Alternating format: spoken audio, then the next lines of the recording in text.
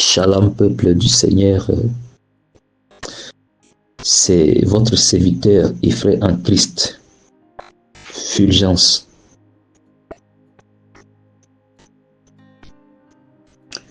Que le Seigneur, dans sa grande bonté et dans sa miséricorde, nous accorde à nous tous de vivre une vie de sanctification, une vie qui reflète sa personne,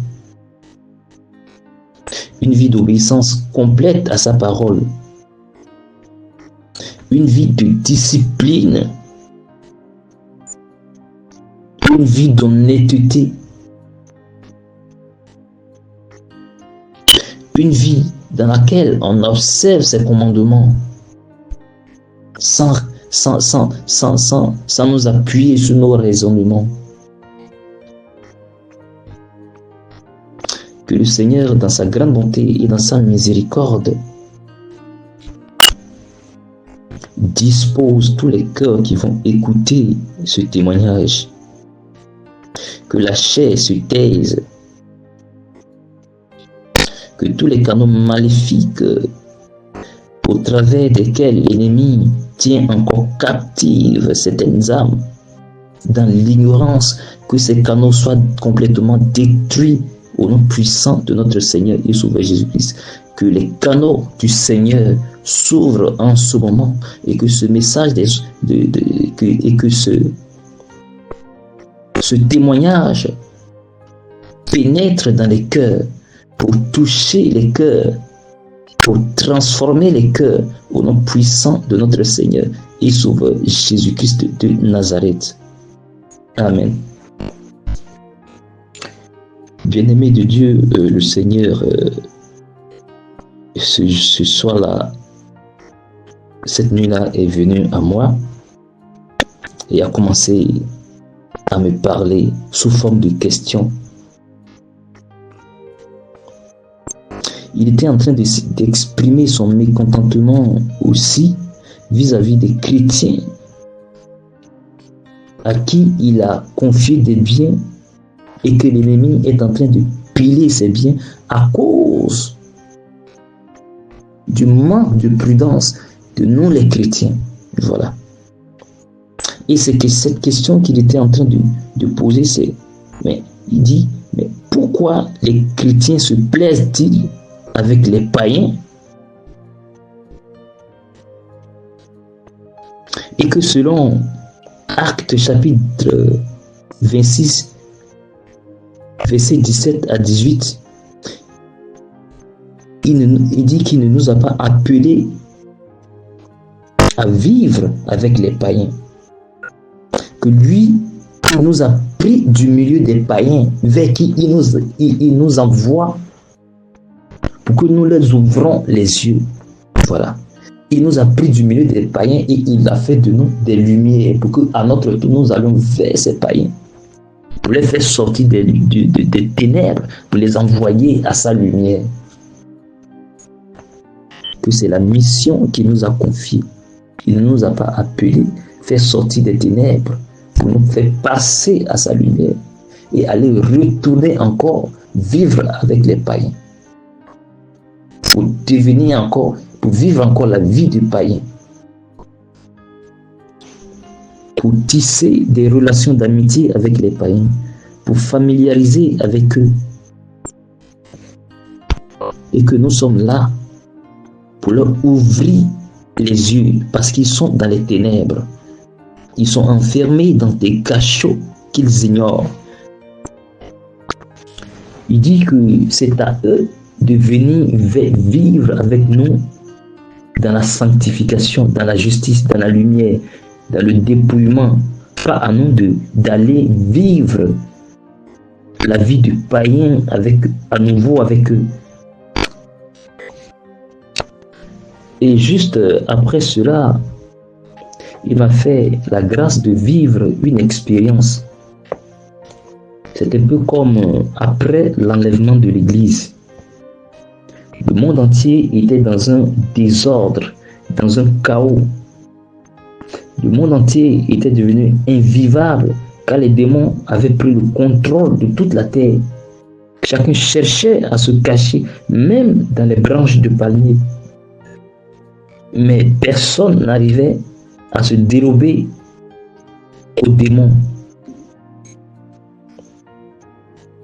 Parce qu'ils sont comme des chiens qui peuvent sentir l'homme n'importe où il se trouve. Le pire, c'est qu'en ce moment-là, les hommes qui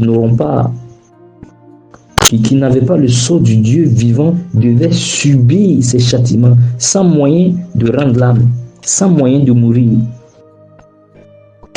En effet, les sauterelles dont parle l'Apocalypse chapitre 9, versets 1 à 8, étaient des démons. Voilà, vous pouvez ouvrir cette parole et puis la lire. Et dans cette expérience, c'est les esprits méchants qui contrôlaient toute la terre. Voyons-nous? Tous ces démons qui sont dans le monde des ténèbres vont envahir la terre après l'enlèvement de l'Église. Et il est maintenant très important de faire très attention avec qui nous causons, nous marchons. Parce que le Seigneur a posé la question à savoir pourquoi les chrétiens se plaisent-ils avec les païens. C'est aussi une manière de dire que c'est un comportement qui peut nous faire rater le ciel. Nous devons aussi faire attention à nos proches, puisque nous ne connaissons pas leur identité spirituelle. Il faut vraiment faire usage du discernement, de la sagesse de Dieu, pendant qu'il est encore temps, car demain, il sera peut-être trop tard. Et le Seigneur demande à tout chrétien de venir dans sa présence pour chercher à savoir s'il est dans toute la vérité, s'il n'y a pas quelque chose qui cloche encore dans sa vie entre lui et le Seigneur. On peut penser qu'on est arrivé, mais seul le Seigneur sait toutes choses. Le Seigneur demande que chaque chrétien vienne dans sa présence pour demander s'il est vraiment éligible, prêt pour l'enlèvement. Si quelque chose, quelque part, s'il n'est pas quelque part dans une erreur, voilà, s'il n'est pas quelque part dans une erreur que lui-même il ignore. Ce qui m'a vraiment étonné, c'est que le Seigneur m'a donné un papier, voilà. C'était comme une lettre. Et quand j'étais en train de lire, j'étais vraiment choqué de lire. J'étais vraiment surpris de lire et de comprendre que si l'enlèvement avait eu lieu la semaine dernière, 35 personnes seulement auraient été enlevées. Si c'est pour le monde entier ou la Côte d'Ivoire, seulement je ne sais. Seul le Seigneur le sait. Parce qu'il ne m'a pas donné de le savoir. Le pire, c'est que 35 personnes qui devaient être enlevées la semaine dernière. Mais quand cette semaine, ce nombre a chuté pour passer à 30. Voyons-nous comment les chrétiens sont en train de refroidir. Le Seigneur a déjà prévenu qu'il y a beaucoup d'appelés, mais peu d'élus. Et c'est ce qui est en train d'arriver.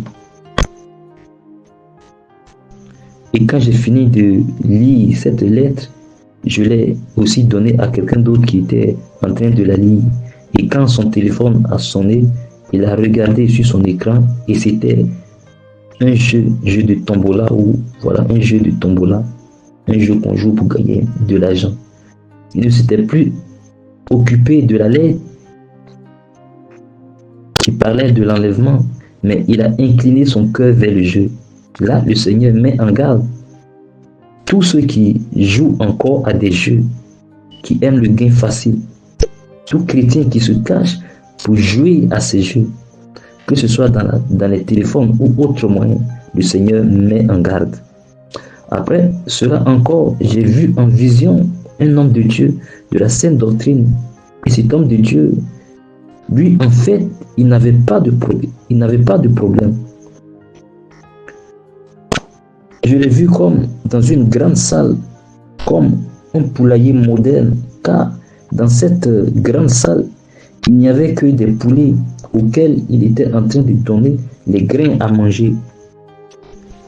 Et cet homme de Dieu était comme en train de parler au Seigneur. Il disait, je suis choqué d'apprendre cette nouvelle que j'ai apprise.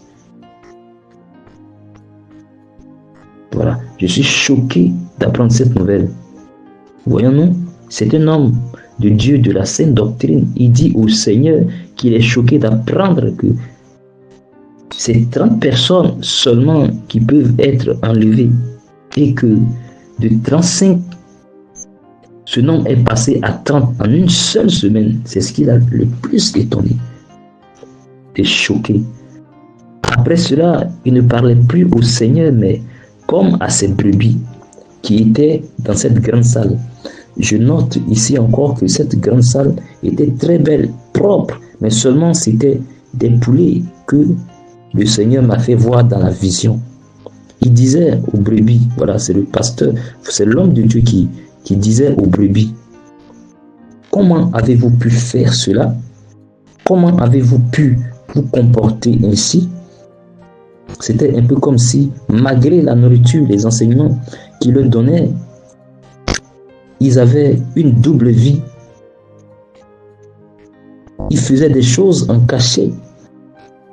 Ils ne mettaient pas la parole totalement en pratique. Comme s'il y avait des choses qui vont leur faire rater l'enlèvement et qu'ils négligent. Bien-aimés de Dieu, la vie chrétienne, la sainte doctrine, c'est une vie qui se vit au quotidien. Pas seulement quand nous sommes en assemblée ou devant les gens. C'est une vie qui chaque seconde, chaque minute doit refléter Christ. Et le Seigneur, par sa grâce, me montre cette vision où l'homme de Dieu de la sainte doctrine était comme dessus des fidèles de la sainte doctrine. C'est que même dans la sainte doctrine, il y a certains qui sont en train de refroidir. La flamme de la sainte doctrine est en train de s'éteindre. Le Seigneur nous appelle à la ranimer au plus vite avant qu'il ne soit trop tard.